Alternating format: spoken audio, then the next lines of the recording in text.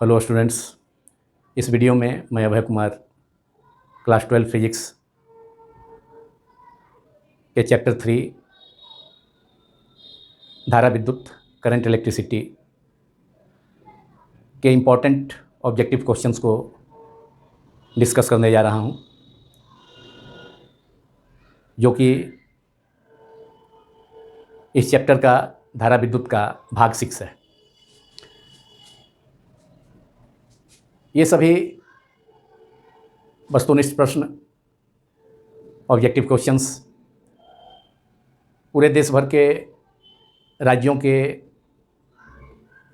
12वीं क्लास के बोर्ड्स तथा CBSE 12th बोर्ड एग्जामिनेशन के लिए भी इम्पॉर्टेंट है, महत्वपूर्ण है। इस वीडियो में बनाए जाने वाले प्रश्नों में से किसी भी स्टेट बोर्ड में, 12वीं के स्टेट बोर्ड में कम से कम 2 वस्तुनिष्ठ प्रश्न जरूर पूछे जा सकते हैं। तो स्टार्ट किया जाए। सबसे पहले क्वेश्चन नंबर 1, किरचॉफ का पहला नियम, जिसे संधि नियम भी कहा जाता है, संरक्षण नियम पर आधारित है। ऑप्शन ए है, विकल्प ए है ऊर्जा, बी आवेश, सी संवेग, डी द्रव्यमान।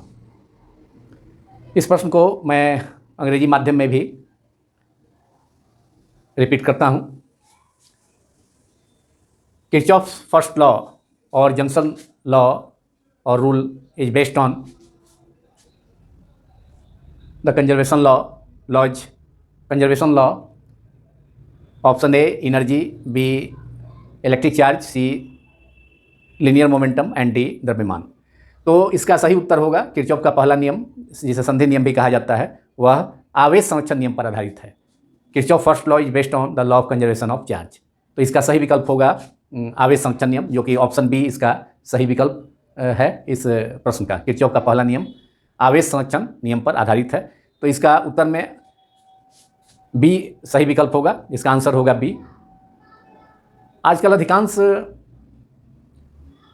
स्टेट बोर्ड्स के एग्जामिनेशंस में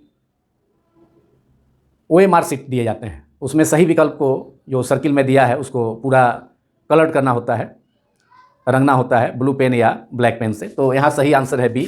अब बी को उस OMR शीट में हम पूरा इसको रंगना होगा, पूरे भाग को, पूरे सर्किल को, कोई स्थान खाली ना हो ये। और सही आंसर इसका बी है। इसमें बी में मैं टिक कर देता हूँ, लेकिन यहाँ कलर करना होगा एग्जामिनेशन में। अब दूसरा क्वेश्चन नंबर 2 पर आगे बढ़ा जाए। क्वेश्चन नंबर 2, विद्युतीय परिपथ के संधि बिंदु पर सभी धाराओं का बीजीय योग होता है। ए अनंत, बी धनात्मक, सी ऋणात्मक और डी शून्य। 4 विकल्प इसमें भी दिए हैं। इसमें से सही विकल्प का सही विकल्प खोजना है, उसका उत्तर देना है सही विकल्प का। तो विद्युत परिपथ की विद्युतीय परिपथ के संधि बिंदु पर सभी धाराओं का बीजीय योग होता है, मतलब the algebraic sum of all current at a junction is. अब उसमें से ऑप्शन है अनंत, ए, बी धनात्मक, सी ऋणात्मक, डी शून्य। तो किरचॉफ का पहला नियम के अनुसार संधि बिंदु पर सभी धाराओं का बीजीय योग शून्य होता है। The algebraic sum of all currents at a junction of an electrical circuit is 0। तो सही इसका विकल्प होगा डी, जो कि शून्य है। तो डी को अब यहाँ पर कलर कर दिया जाए, इसे रंग दिया जाए, पूरे सर्किल को पूरा रंगना होता है। सही ऑप्शन इसका डी है। अगर उत्तर लिखने वाला हो तो वहाँ पर आंसर होगा डी, और OMR शीट हो तो उसमें कलर करना होगा, आंसर हो गया डी। अब क्वेश्चन नंबर 3 को देखा जाए।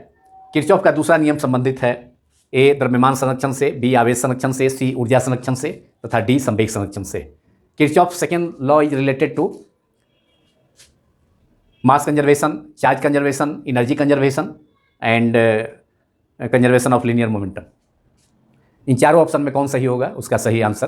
तो इसका सही आंसर होगा किरचॉफ का दूसरा नियम ऊर्जा संरक्षण सिद्धांत पर या ऊर्जा संरक्षण नियम पर आधारित है। Kirchhoff second law is based on the law of conservation of energy, जो कि किरचॉफ का सेकेंड रूल है, जिसको हमने पढ़ा है। तो इसका सही आंसर होगा किरचॉफ का दूसरा नियम संबंधित है किससे? Option C is correct. Option C सही है, ऊर्जा संरक्षण से संबंधित है किरचॉफ का दूसरा नियम। अब सी को भी पूरा, सी के पूरे सर्किल को रंग दिया जाए, कलर कर दिया जाए, और अगर उत्तर लिखने वाला हो तो उसमें आंसर सी होगा। और सी को मैं टिक भी कर देता हूँ। OMR शीट पर केवल टिक नहीं करना है, वहाँ केवल कलर्ड करना है। अब क्वेश्चन नंबर 4 को देखा जाए। किसी विभव मापी की सुग्राह्यता सेंसिटिविटी बढ़ाने के लिए ए तार के क्षेत्रफल को बढ़ाना चाहिए, बी तार की लंबाई को बढ़ाना चाहिए, सी धारा को बढ़ाना चाहिए और डी करंट को धारा को घटाना चाहिए। To increase the sensitivity of a potentiometer, area of the wire should be increased, length of the wire should be increased, current should be increased and current option D is current should be decreased. 4 option में सही option कौन होगा? तो इसमें सही option B होगा, तार की लंबाई को बढ़ाना चाहिए। इन चारों दिए हुए विकल्प में बी ऑप्शन सही है, तार की लंबाई को बढ़ाना चाहिए।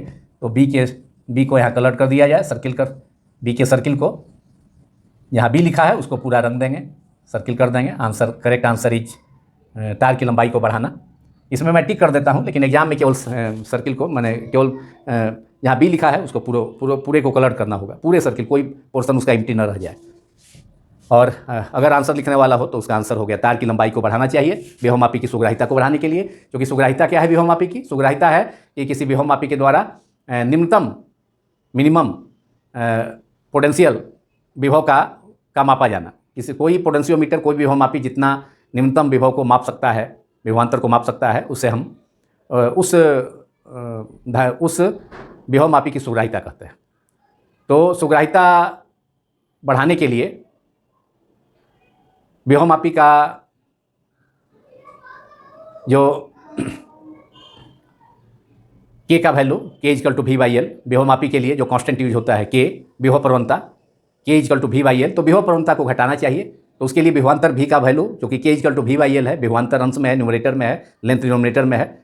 तो के का वैल्यू को कम होना चाहिए, के का वैल्यू को घटाना होगा। विभव प्रवणता का मान, विभवमापी के तार की विभव प्रवणता के इजकल टू तार के सिरों के बीच विभवांतर बटा उसकी लंबाई का अनुपात है।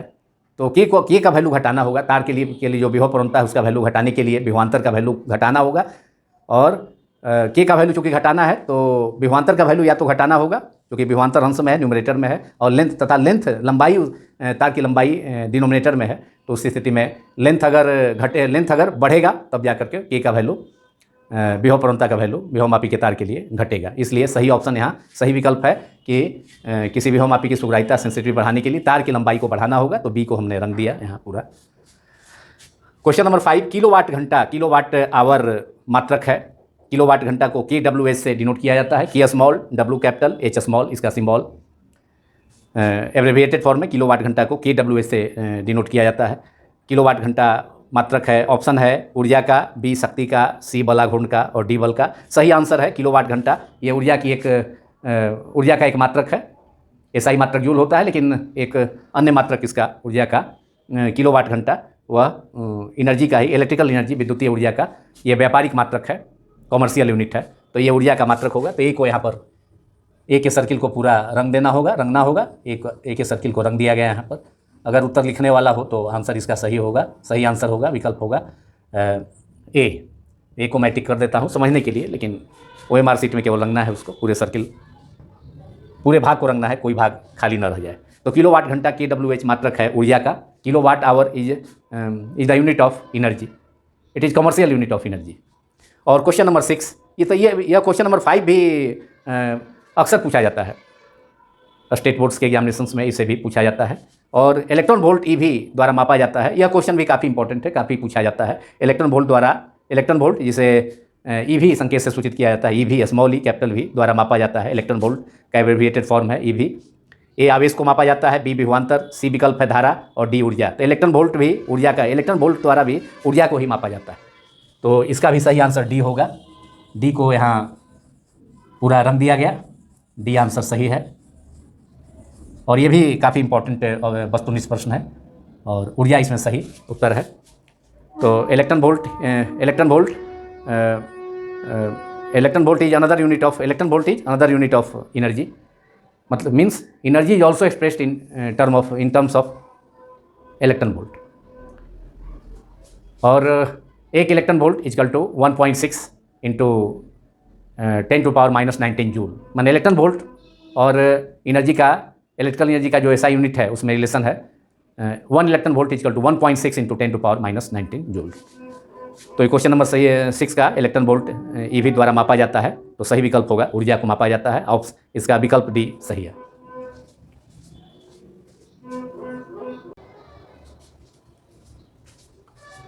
अब क्वेश्चन नंबर 7 को देखा जाए। विद्युतीय परिपथ की शक्ति होती है, ऑप्शन ए है विकल्प A V into R, option B V square into R, C V square by R एवं D is equal to V square into R into I. Power of an electrical circuit is. अब इन 4 options में से एक option सही choose करना है। तो एक सही विकल्प का आंसर, एक सही विकल्प को इसमें चूज करना है, चुनना है। कौन आंसर सही होगा, कौन सा आंसर सही होगा। तो विद्युतीय परिपथ की शक्ति होती है, शक्ति का फॉर्मूला होता है P is equal to V into I, voltage into धारा, विभवांतर इंटू धारा। और अगर V को I के टर्म में एक्सप्रेस किया जाए तो V equal to I R, तो शक्ति हो जाएगी P is equal to I square R. लेकिन यहाँ ऑप्शन में एक भी ऑप्शन में आई स्क्वायर आर नहीं है, V स्क्वायर आर इंटू आई जरूर है। तो यह आंसर, यह ऑप्शन डी सही नहीं होगा। और अगर I को V के टर्म में लिखा जाए तो I equal to V by R, यहाँ पर I की जगह V बाई आर लिखा जा सकता है। तो यहाँ पर I की जगह अगर V बाई आर कर दें तो V स्क्वायर बाई आर। तो यह ऑप्शन सही, यह ऑप्शन सी किसी इलेक्ट्रिकल सर्किट की शक्ति होगी V स्क्वायर बाई आर। तो ऑप्शन सी सही है, विकल्प सी सही है। इसलिए सी को कलर कर दिया जाए, इसको पूरे सर्किल को रंग दिया जाए जिसमें सी लिखा है, और ये सही आंसर होगा। विद्युतीय परिपथ की शक्ति V square by R. V square R भी नहीं हो सकता है, V इंटू आर भी नहीं हो सकता है, क्योंकि फॉर्मूला विद्युतीय शक्ति होती है V इंटू आई, विभवांतर इंटू धारा। तो ए का भी होना संभव नहीं है, बी का भी होना संभव नहीं है। V स्क्वायर आर नहीं हो सकता है, V स्क्वायर बाई आर होगा, क्योंकि P is equal to V into I, और I को V बाई आर लिखा जा सकता है ओम का नियम से। तो V into V square upon R. तो ऑप्शन सी इज करेक्ट इसमें, क्वेश्चन नंबर 7 में। अब क्वेश्चन नंबर 8, ये भी बहुत अच्छा ऑब्जेक्टिव क्वेश्चन है। 60 वाट एवं 40 वाट के बल्ब यदि श्रेणी क्रम में जोड़े जाए तो उनकी सम्मिलित शक्ति होगी। The combined power of 2 bulbs 60 watt and of power 60 watt and 40 watt the combined power are joined in series, the combined power will be. तो उनकी सम्मिलित शक्ति क्या होगी, कंबाइंड पावर क्या होगा अगर 60 वाट तथा 40 वाट के बल्ब को अगर श्रेणी क्रम में जोड़ा जाए। तो ऑप्शन ए है सही, ऑप्शन ए दिया है विकल्प A 100 watt 100 watt, B 2400 watt 2400 watt, C 30 watt and D 24 वाट।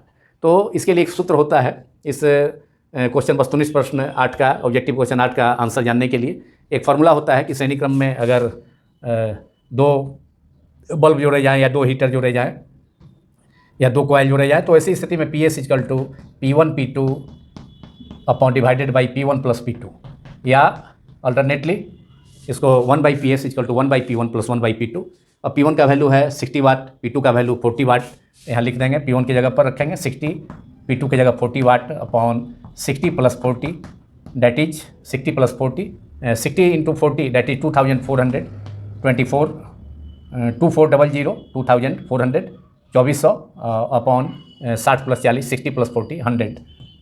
ये डिनोमिनेटर में 100 का 2 जीरो कैंसिल हो गया 2400 से, 2400 के 2 पावर से 2 जीरो से। तो आंसर इसका होगा 24 वाट। तो अगर 2 बल्ब जिनकी अलग अलग शक्तियाँ, अलग अलग पावर्स 60 वाट तथा 40 वाट है, तथा उनको अगर श्रेणी क्रम में जोड़ा जाता है, सीरीज कनेक्शन में जोड़ा जाता है, तो उनका कंबाइंड पावर 24 वाट होगा, जो कि इस सूत्र से PS equal to P1 P2 upon P1 plus P2 और 1/PS is equal to 1/P1 plus 1/P2।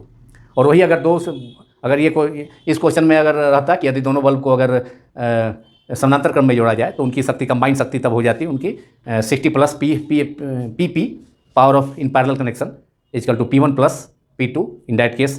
तो अगर 60 वाट तथा 40 वाट के 2 बल्ब्स को अगर समानांतर क्रम में जोड़ा जाए तो उनकी सम्मिलित शक्ति कितनी होगी, 60 watt PP equal to P1 plus P2 that is 60 watt plus 40 watt 100 watt उस सिचुएशन में, उस स्थिति में। तो अगर श्रेणी क्रम के बदले में यही प्रश्न अगर समानांतर क्रम संयोजन होता तो आंसर होता कि दोनों की कंबाइंड शक्ति होगी, दोनों बल्ब की कंबाइंड शक्ति, combined power 60 watt plus 40 watt 100 वाट। लेकिन यहाँ उत्तर सही होगा, विकल्प सही होगा 24 वाट। अगर 60 वाट तथा 40 वाट के 2 बल्ब्स को सीरीज कनेक्शन में श्रेणी क्रम में जोड़ा जाए तो उनकी कंबाइंड शक्ति 24 वाट। अब डी ऑप्शन को, यहाँ डी सही है तो डी के सर्किल को, डी के वृत्त को पूरा रंग दिया जाए। पूरा रंगना होता है OMR शीट में, इसको रंग दिया और सही आंसर 24 है, टिक लगा दिया। लेकिन वहाँ पर एग्जाम में टिक लगाने की जरूरत नहीं है, केवल वहाँ रंगना है। यहाँ क्लियर होने के लिए, क्लियरली दिखलाई देने के लिए हमने 24 वाट को टिक कर रहा हूँ मैंने प्रत्येक प्रश्न में।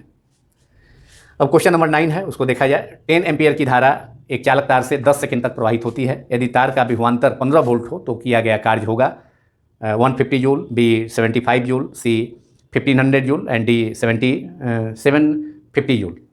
तो 10 एम्पियर का करंट है, इलेक्ट्रिक करंट है, जो कि किसी वायर से, किसी कंडक्टिंग वायर से, किसी चालक तार से 10 सेकंड तक फ्लो करता है, प्रवाहित होती है विद्युत धारा चालक तार में। तो उस वायर का अगर तार का विभवांतर 15 वोल्ट हो, माने उस वायर का विभवांतर पोटेंशियल डिफरेंस 15 वोल्ट हो, तो कितना वर्क डन करना होगा उस इलेक्ट्रिक करंट को कंडक्टिंग वायर से चालक तार से प्रवाहित करने में, कितना वर्क डन करना होगा, कितना कार्य करना होगा, ये मालूम करना है। 4 ऑप्शन है जिसको मैंने पढ़ा। अब इसका सही ऑप्शन जानने के लिए फॉर्मूला होता है किया गया कार्य, विद्युतीय कार्य, electrical energy, W = VIT। V विभवांतर है, पोटेंशियल डिफरेंस है, I करंट है तथा T टाइम है। तो विभवांतर का वैल्यू है यहाँ पर, V का वैल्यू है यहाँ 15 वोल्ट, 15 वोल्ट। I करंट का वैल्यू है 10 एम्पियर एंड समय है 10 सेकेंड। तो 15 × 10 × 10 that is 15 × 100 that is 1500, 1500 volt, 1500 joule हो गया। कार्य का SI मात्रक, वर्क का SI मात्रक जूल होता है। तो ये आंसर सही हो गया 1500 जूल। तो इसमें 4 ऑप्शन में ऑप्शन सी 1500 जूल है, 1500 जूल है किया गया कार्य चालक तार से 10 एम्पियर की धारा को 10 सेकंड तक प्रवाहित करने में किया गया कार्य। यदि तार के सिरों, चालक तार के सिरों का उसके इंड्स पर, वायर के इंड्स पर potential difference, apply potential difference विभवांतर, आरोपित विभवांतर 15 वोल्ट हो तो किया गया कार्य W = VIT फॉर्मूला से 1500 जूल दैट इज 1500 जूल। तो ये सी सही सी सही ऑप्शन है, विकल्प सी सही है। अब सी को रंग दिया जाए, सी के सर्किल को पूरा रंग दिया जाए, OMR शीट में पूरा रंगना होता है। अगर अधूरा रंगा जाए तो वहाँ पर फिर कठिनाई होगी, फिर हो सकता है कि वह सही विकल्प तो है लेकिन पूरा नहीं रंगने पर उसको हो सकता है कि उसमें मार्किंग ना हो। अब क्वेश्चन नंबर 10, विद्युत हीटर में उपयोग होता है। इलेक्ट्रिक हीटर में यूज किया जाता है, किस वायर का यूज किया जाता है, यह प्रश्न है। इसे भी बहुत ही महत्वपूर्ण ऑब्जेक्टिव क्वेश्चन है, इसे अक्सर पूछा जाता है डिफरेंट बोर्ड्स के एग्जामिनेशन, 12 बोर्ड्स के एग्जामिनेशंस में। तो विद्युत हीटर में, इलेक्ट्रिक हीटर में उपयोग होता है टंगस्टन वायर का, बी नाइक्रोम तार का वायर का, सी कॉपर वायर का, इनमें से कोई नहीं। विद्युत हीटर में सही ऑप्शन है नाइक्रोम तार का यूज होता है। तो सही इसमें विकल्प बी सही उत्तर है इस प्रश्न का। विद्युत हीटर में नाइक्रोम तार का उपयोग होता है। तो आंसर बी इज करेक्ट। अब बी के सर्किल को पूरा कलर कर दिया जाए, रंग दिया जाए, यह सही उत्तर हुआ। विद्युत हीटर में नाइक्रोम तार का यूज होता है। और इसी ढंग का एक और क्वेश्चन है, क्वेश्चन नंबर 11, इसे भी प्रायः पूछा जाता है 12 बोर्ड्स एग्जामिनेशंस में, डिफरेंट बोर्ड्स एग्जामिनेशंस में। विद्युत बल्ब में, इलेक्ट्रिक बल्ब में जिस तत्व का व्यवहार होता है वह है ए तांबा, copper, B platinum, C tungsten and D nichrome. तो इसमें सही उत्तर आप अच्छी ढंग से जानते हैं नीचे के क्लासेस, लोअर क्लासेस से ही। तो टंगस्टन का यूज किया जाता है विद्युत बल्ब में। विद्युत बल्ब का फिलामेंट टंगस्टन का बना होता है, एलिमेंट टंगस्टन का बना होता है। तो इसमें विकल्प सही आंसर है। इस विद्युत बल्ब में जिस तत्व का व्यवहार होता है वह है प्लेटिनम। तो ऑप्शन सी इज करेक्ट। अब सी के सर्किल को रंग दिया जाए तो ये सही आंसर है। विद्युत बल्ब में टंगस्टन का उपयोग किया जाता है।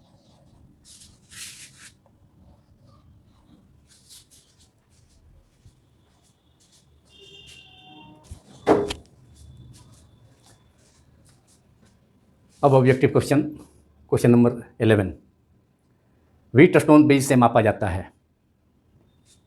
Wheatstone bridge is use to measure. विकल्प ए है ऑप्शन ए उच्च प्रतिरोध, B high resistance, option A B निम्न प्रतिरोध लो रेजिस्टेंस, सी उच्च तथा निम्न प्रतिरोध high and low resistance both, high and low resistances both, and D option D विकल्प डी विभवांतर। So we know that with the help of a Wheatstone bridge we can measure an unknown resistance। हम जानते हैं कि Wheatstone सेतु की सहायता से, Wheatstone bridge की सहायता से अज्ञात प्रतिरोध, अननोन रेजिस्टेंस को मापा जाता है। लेकिन इस प्रश्न के चारों विकल्प में, चारों अल्टरनेटिव्स में कोई भी ऑप्शन अज्ञात प्रतिरोध का नहीं है। इसलिए वैसी स्थिति में इसका सही उत्तर होगा अज्ञात प्रतिरोध कुछ भी हो सकता है, हाई भी हो सकता है, लो भी हो सकता है। अज्ञात प्रतिरोध उच्च भी हो सकता है, निम्न भी हो सकता है। इसलिए इस प्रश्न का ऑब्जेक्टिव क्वेश्चन का सही आंसर होगा सी, उच्च तथा निम्न प्रतिरोध, हाई एंड लो रेजिस्टेंस। तो व्हीटस्टोन ब्रिज से मेजर किया जाता है उच्च तथा निम्न प्रतिरोध, हाई एंड लो रेजिस्टेंस दोनों। तो सही आंसर होगा उच्च तथा निम्न प्रतिरोध। अब इसके इस सर्किल को, सी वाले सर्किल को पूरा रंग देना होगा, पूरा रंग दिया जाए। OMR शीट पर पूरा रंगना होता है। तो व्हीटस्टोन सेतु से उच्च तथा निम्न प्रतिरोध मापा जाता है। High and low resistances are measured with the help of a Wheatstone bridge. ऐसे अज्ञात प्रतिरोध, अगर उत्तर में अज्ञात प्रतिरोध होगा, अगर इसी को पूछा जाए वहाँ पर सी के जगह अज्ञात प्रतिरोध होता तो वह आंसर सही होता, लेकिन अज्ञात प्रतिरोध नहीं है। तो उच्च तथा निम्न प्रतिरोध दोनों में से हाई तथा लो रेजिस्टेंस दोनों ही अननोन हो सकता है, अज्ञात हो सकता है। अब अगले प्रश्न की ओर रुख करें। प्रश्न संख्या 12, क्वेश्चन नंबर 12, ऑब्जेक्टिव क्वेश्चन। एक अर्धचालक को T1 केल्विन से T2 केल्विन ताप पर ठंडा किया जाता है, तो इसका प्रतिरोध होगा। A semiconductor is cooled from T1 K kelvin temperature to T2 kelvin temperature, then its resistance, इसका प्रतिरोध। ऑप्शन ए है बढ़ेगा, विल इंक्रीज, बी घटेगा, विल डिक्रीज, सी नियत रहेगा, रिमेन्स कांस्टेंट, एंड डी पहले घटेगा फिर बढ़ेगा, first decrease and then increase. तो जब किसी अर्धचालक के ताप को बढ़ाया जाता है तो उसका प्रतिरोध घटता है, और यहाँ उसे ठंडा किया जा रहा है, मतलब ताप को कम किया जा रहा है, टेम्परेचर को कम किया जा रहा है। अर्धचालक जैसे for example germanium, silicon, carbon, selenium, ये सभी उदाहरण हैं सेमीकंडक्टर का। These are the examples of semiconductors. तो अर्धचालक का ताप बढ़ाने पर उसका प्रतिरोध घटता है।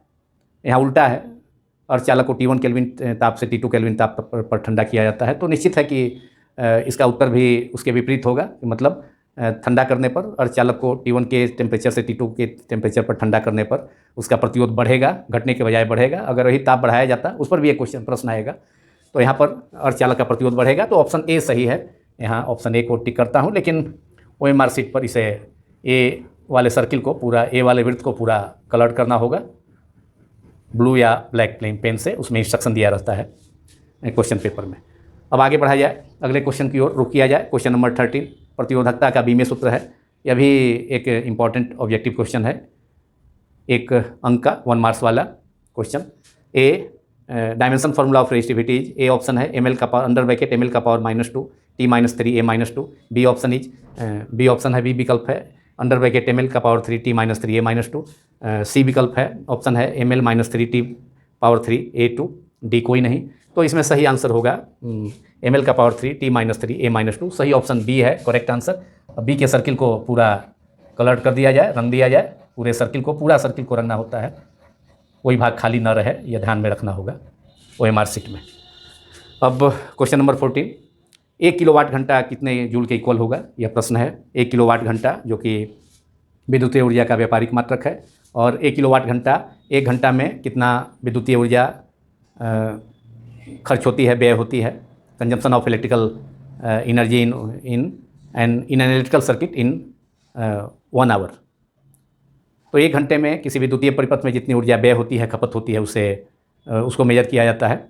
उस विद्युतीय ऊर्जा को किलोवाट घंटा, उसे किलोवाट घंटा कहा जाता है। तो 1 किलोवाट घंटा 3.6 × 10⁻16 joule, 1 hour that is 3600 second. 1 घंटे में 3600 सेकेंड हो गया। तो 1 घंटे में जितनी इलेक्ट्रिकल एनर्जी व्यय होगी तो वह होगा कितना, 3.6 × 10⁻6 joule. 1 hour 60 minute that is 3600 second. तो 1 घंटा में अगर 1 किलोवाट इलेक्ट्रिकल पावर कंज्यूम होता है तो उसे विद्युतीय शक्ति, उसके विद्युतीय ऊर्जा को हम व्यक्त करेंगे किलोवाट घंटा में, वह विद्युतीय शक्ति किलोवाट घंटा हो गया। तो 1 किलोवाट इंटू 1 आवर, 1 किलोवाट 1000 वाट हो गया, और टाइम 1 आवर 1 घंटा 3600 सेकेंड। तो यह विद्युतीय ऊर्जा 1 किलोवाट शक्ति कंज्यूम हुआ एक घंटा में, तो यह विद्युतीय ऊर्जा का मान हो जाएगा 1 किलोवाट घंटा का 3.6 × 10⁻6 जूल। तो ऑप्शन बी यहाँ सही है, ऑप्शन बी इज करेक्ट। इस बी ऑप्शन को, बी सर्किल को ये पूरा कलर कर दिया जाए, पूरा रंग दिया जाए इसके पूरे फुल सर्किल को।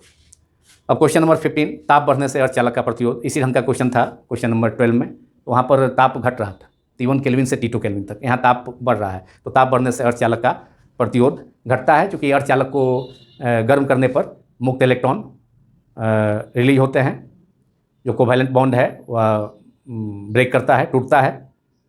तो इस प्रकार काफ़ी संख्या में इलेक्ट्रॉन्स तथा छिद्र उत्पन्न होते हैं, तो जिससे अर्धचालक का सेमीकंडक्टर का टेम्परेचर बढ़ने पर चूँकि मुक्त इलेक्ट्रॉन उत्पन्न होते हैं, तो इसलिए मुक्त इलेक्ट्रॉन उत्पन्न होंगे तो चालकता बढ़ेगी, तो प्रतिरोधकता घटेगी, तो प्रतिरोध घटेगा। तो ताप बढ़ने से अर्धचालक का प्रतिरोध घटता है। तो ऑप्शन यहाँ पर विकल्प बी सही है, घटता है। और इस सर्किल को, बी वाले सर्किल को पूरा रंग दिया जाए, OMR शीट में रंगना होगा पूरा। तो यह इस क्वेश्चन प्रश्न का वस्तुनिष्ठ प्रश्न का उत्तर हुआ कि ताप बढ़ने से अर्धचालक का प्रतिरोध घटता है। Resistance of A semiconductor decreases with increase in temperature. और यह भी काफ़ी इंपॉर्टेंट क्वेश्चन है, ऑब्जेक्टिव क्वेश्चन, जिसे अक्सर पूछा जाता है बोर्ड एग्जामिनेशंस में।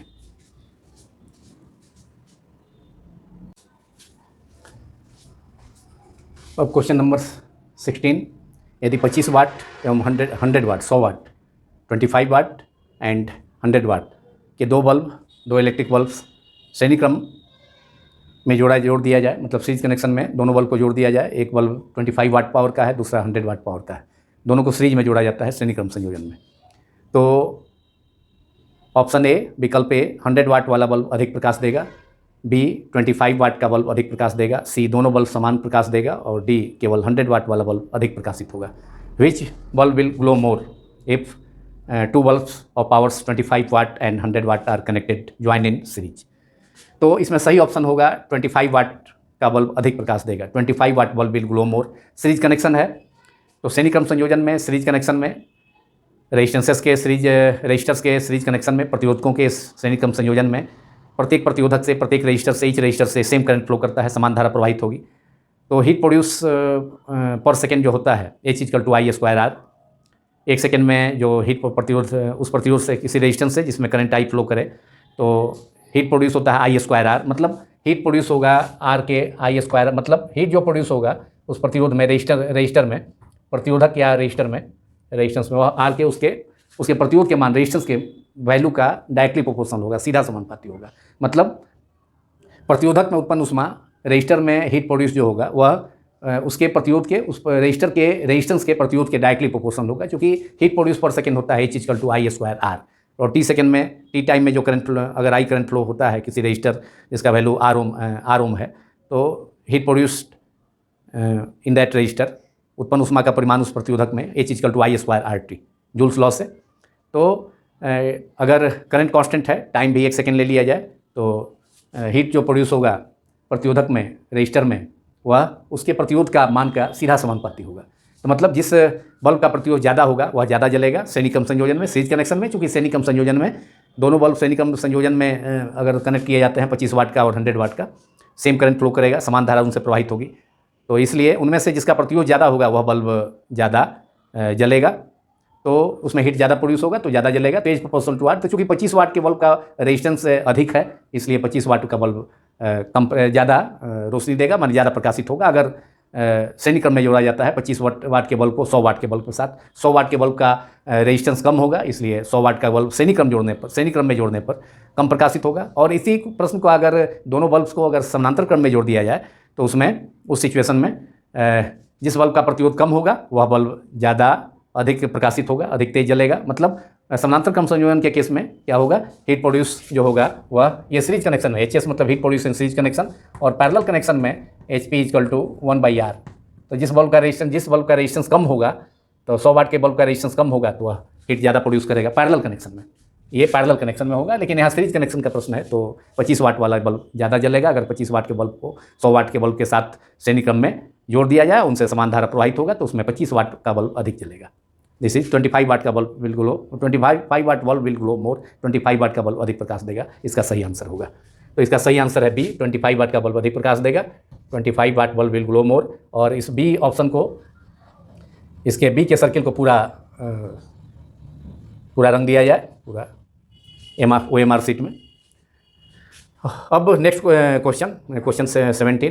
8 ओम प्रतिरोध की एक तार को 20 से 180 डिग्री से मोड़कर दोनों भागों को एक साथ ऐंठ दिया जाता है, ट्विस्ट कर दिया जाता है। अब नए प्रतिरोध का मान होगा। ऑप्शन है 4 ohm, B 22 ohm, C 8 ohm and D 16 ओम।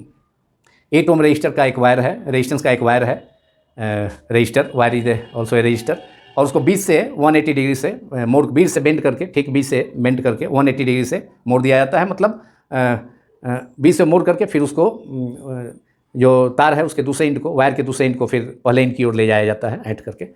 तो 180 डिग्री से उसको बेंड कर दिया गया, दोनों भाग को एक साथ ऐंठ दिया, ट्विस्ट कर दिया गया। अब नए प्रतिरोध का मान होगा।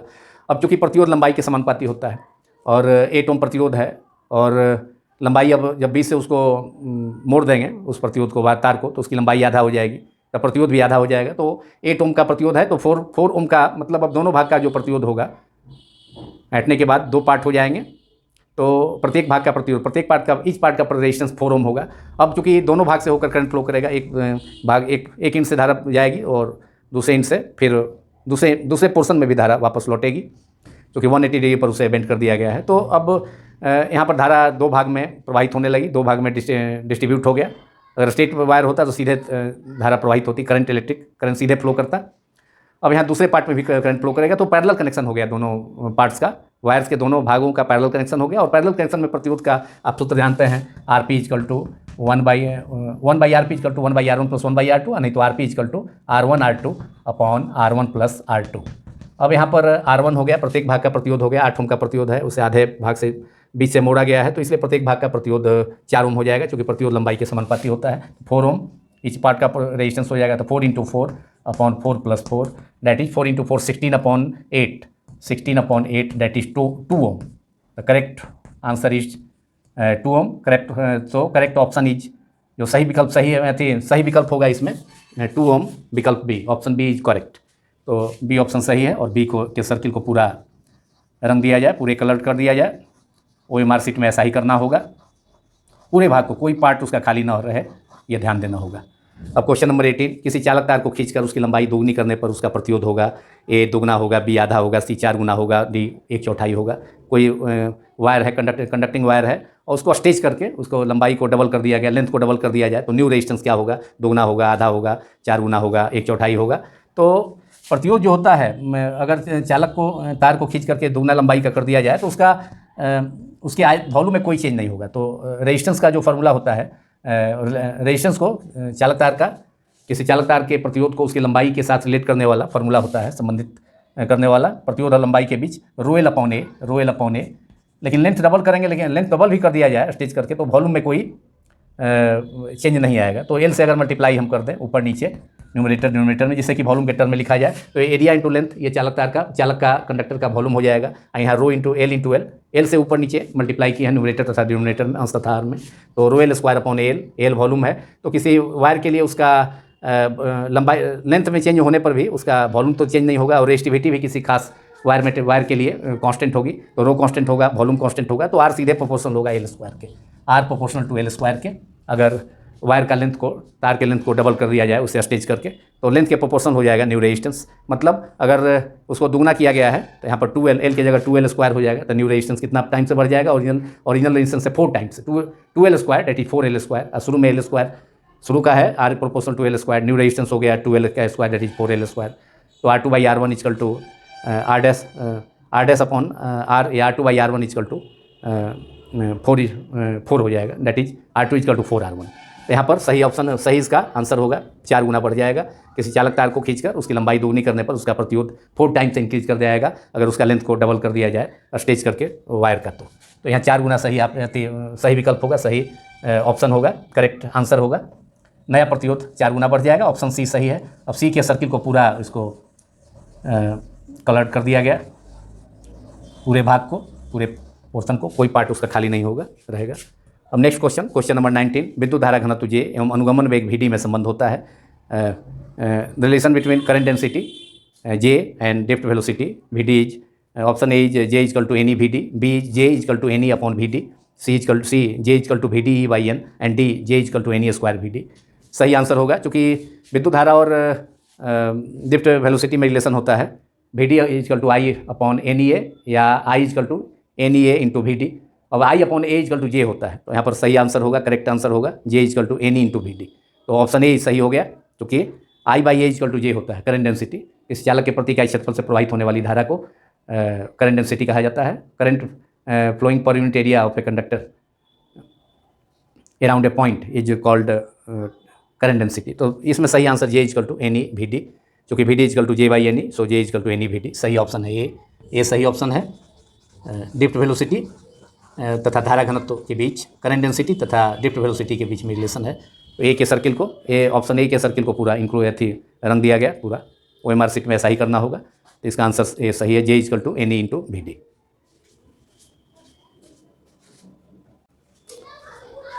अब क्वेश्चन नंबर 20, किसी चालक में संवहन वेग Vd एवं आरोपित विद्युत क्षेत्र कैपिटल E के बीच संबंध है। The relation between drift velocity and applied electric field is, option A विकल्प ए है Vd proportional to root under E, B Vd proportional to capital E, C Vd proportional to E square, एवं D option D Vd is equal to constant. तो drift velocity और electric field के बीच में relation होता है, जिसे हम लोग देख चुके हैं, पढ़ चुके हैं। Vd is equal to mod of Vd is equal to Vd is equal to minus E capital E small m into tau minus E. अगर मॉड ले लिया जाए तो Vd का मॉड केवल Vd equals to small E capital E small m upon small m into tau. अब यहाँ पर स्मॉल ई स्मॉल m और अगर टॉ, स्मॉल ई और स्मॉल m तो कांस्टेंट होता ही है, और टाइम इंटरवल भी अगर टॉ भी शीतलन काल या शांति काल भी चेंज करता है तो टेम्परेचर बढ़ने पर, लेकिन अगर टेम्परेचर में इंक्रीज बहुत स्मॉल हो तो टी को भी टॉ को भी कांस्टेंट माना जा सकता है। तो उस सिचुएशन में Vd प्रोपोर्शनल टू सारा चीज़ कांस्टेंट होगा, small e small m and small temperature पर लो टेम्परेचर पर टॉ भी कांस्टेंट होगा, तो Vd proportional to capital E। ये सारा चीज़ small e small m, small e electron का आवेश है, चार्ज है, स्मॉल m इलेक्ट्रॉन का मास है, द्रव्यमान है, टॉ रिलैक्सेशन टाइम है, शीतलन काल या शांति काल। तो Vd प्रोपोर्शनल टू हो गया कैपिटल E के, बाकी सब चीज़ कांस्टेंट होने पर Vd proportional to capital E। तो सही विकल्प होगा पहला विकल्प है इसमें, पहला अल्टरनेटिव है Vt equal to directly proportional to root under E। ये नहीं हो पाएगा, नहीं होगा। ऑप्शन बी सही होगा, Vd proportional to E। C भी नहीं होगा, क्योंकि Vd proportional to capital E square, जो कि संभव नहीं है रिलेशन के अनुसार। तो सही ऑप्शन होगा Vd प्रोपोर्शनल टू E। और अब बी के सर्किल को पूरा इसको रंग दिया जाए। OMR शीट में ऐसा ही करना होता है, और अगर लिखने वाला विकल्प हो तो उसी से आंसर होगा, केवल बी लिख देंगे, उसका सही आंसर होगा। अब क्वेश्चन नंबर 21, दो सेलों के जिनके विद्युत वाहक बल EMF E1 एवं E2 तथा आंतरिक प्रतिरोध इंटरनल रेजिस्टेंसेस स्मॉल r1 एवं स्मॉल r2 हैं, समानांतर क्रम में जोड़ा जाता है। मतलब दोनों सेलों को जिनके EMF E1 एंड E2 है, विद्युत वाहक बल E1 एवं E2 है तथा आंतरिक प्रतिरोध इंटरनल रेजिस्टेंसेस R1 तथा R2 है, उसको पैरेलल कनेक्शन में जोड़ा जाता है। यह केस हो गया कनेक्शन ऑफ टू से डिफरेंट सेल्स इन पैरेलल कनेक्शन। दो भिन्न भिन्न सेलों का समानांतर क्रम संयोजन का ये केस है, तो जिसमें उनका कंबाइंड इक्विवेलेंट विद्युत वाहक बल कितना होगा ये मालूम है थी। इसका विचार विकल्प दिया हुआ है। तो दोनों सेलों जिनका विद्युत वाहक बल E1 E2 है, आंतरिक प्रतिरोध R1 R2 है, पैरेलल कनेक्शन में जोड़ा गया है, तो उनका इक्विवेलेंट या कंबाइंड EMF कितना होगा, इलेक्ट्रोमोटिव फोर्स कितना होगा, ये मालूम करना है। विकल्प है A E1 R1 plus E2 R2 upon R1 plus R2, B है E1 R2 plus E2 R1 upon R1 plus R2, C option है root under E1 into E2, D option है E1 प्लस E2 बाई 2। सही option होगा E1 R2 plus E2 R1 upon R1 plus R2, B इसका विकल्प सही है इस प्रश्न का।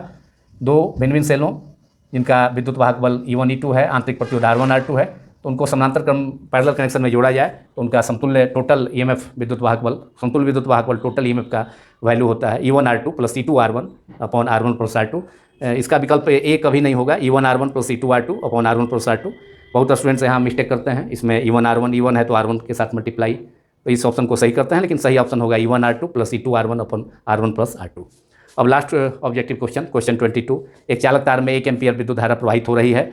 यदि इलेक्ट्रॉन का आवेश 1.6 इंटू 10⁻⁻19 कूलम्ब हो तो प्रति सेकंड तार में प्रवाहित इलेक्ट्रॉनों की संख्या है A 0.625 into 10⁻13 electron, B 6.25 into 10⁻18 electron, C 1.6 into 10⁻19 electrons, D 1.6 into 10⁻19 electrons. एक वायर है जिसमें कि 1 एम्पीयर करंट फ्लो कर रहा है 1 एम्पियर का करंट फ्लो कर रहा है उस वायर से होकर के, और इलेक्ट्रॉन का आवेश, एक इलेक्ट्रॉन का आवेश 1.6 स्मॉल ई इक्वल टू 1.6, एक इलेक्ट्रॉन पर चार्ज है, एक इलेक्ट्रॉन का charge 1 small e equal to 1.6 into 10⁻⁻19 coulomb. तो एक सेकेंड प्रति सेकेंड पर सेकेंड वायर से कितना इलेक्ट्रॉन्स फ्लो करेगा उसकी संख्या मालूम करनी है। तो इसके लिए फार्मूला होता है I n equal to I by e, I equal to N e, जहाँ एन क्या है, number of electrons passing through the conductor पर सेकेंड, जहाँ स्मॉल एन चालक से प्रवाहित प्रति सेकंड प्रवाहित होने वाली इलेक्ट्रॉनों की संख्या है। एक सेकंड में चालक तार से प्रवाहित होने वाली इलेक्ट्रॉनों की संख्या को स्मॉल एन संकेत से सूचित किया जाता है। तो उसके लिए formula I equal to N E से, फार्मूला हमको N equal to I upon E, और आई का वैल्यू 1 एम्पियर है, और इलेक्ट्रॉन का आवेश चार्ज, एक इलेक्ट्रॉन का चार्ज है स्मॉल ई, इलेक्ट्रॉनिक चार्ज जिसे कहा जाता है 1.6 इंटू 10⁻⁻19, ऊपर जाके -19 प्लस 19 हो जाएगा, 1/1.6 तो 10 से ऊपर में मल्टीप्लाई हो जाएगा, तो 10/16, और एक जीरो और 10⁻19 पावर से अगर उसको अलग कर दिया जाए तो 100/16 इंटू 10⁻18 हो जाएगा। तो 100/16 दैट इज 6.25 इंटू 10⁻18, तो ये सही आंसर होगा इसका। तो 6.25 इंटू 10⁻18 इलेक्ट्रॉन्स एक सेकेंड में प्रवाहित होगा अगर किसी चालक तार से, किसी कंडक्टिंग वायर से 1 एम्पियर का करंट फ्लो कर रहा हो। तो सही आंसर होगा इसमें 6.25 इंटू 10⁻18 इलेक्ट्रॉन्स उस वायर से फ्लो करेगा, उस चालक तार से प्रवाहित होगा एक सेकेंड में, और small N equal to 6.25 into इस फार्मूला से N equal to I by E से 6.25 इंटू 10⁻18 18 इलेक्ट्रॉन्स प्रति सेकेंड पर सेकेंड फ्लो करेगा। तो सही आंसर इसका इस ऑब्जेक्टिव प्रॉब्लम का बी है, और बी के सर्किल को पूरा रंग दिया जाए तो इस प्रकार ये सही ऑप्शन, इसका सही उत्तर 6.25 into 10⁻18 electron small N equal to. अब इसी प्रश्न के साथ, क्वेश्चन नंबर 22 के साथ, इसमें इस भाग में, इस वीडियो में हम लोगों ने 22 ऑब्जेक्टिव क्वेश्चंस, कुल मिलाकर के 22 ऑब्जेक्टिव क्वेश्चंस को हम लोगों ने डिस्कस किया। अब इसी के साथ यह वीडियो समाप्त होता है, जो कि क्लास 12 चैप्टर 3 करंट इलेक्ट्रिसिटी, धारा विद्युत के पूरे चैप्टर का ऑब्जेक्टिव, इंपॉर्टेंट ऑब्जेक्टिव क्वेश्चंस को इसमें डिस्कस किया गया, जिसमें से कि विभिन्न स्टेट बोर्ड्स, क्लास 12 के जितने भी स्टेट बोर्ड्स हैं, तो उसमें कम से कम इन सभी प्रश्नों में से 2 प्रश्न अवश्य पूछे जा सकते हैं। अब हम लोग अगले वीडियो में फिर अगले चैप्टर का भी ऑब्जेक्टिव क्वेश्चंस को डिस्कस किया जाएगा आने वाले वीडियोज में। यह प्रयास होगा कि प्रत्येक चैप्टर के ऑब्जेक्टिव क्वेश्चंस को डिस्कस किया जाए, जिससे कि जो कि एग्जामिनेशन पॉइंट ऑफ व्यू से काफ़ी इम्पॉर्टेंट होगा। Thank you very much.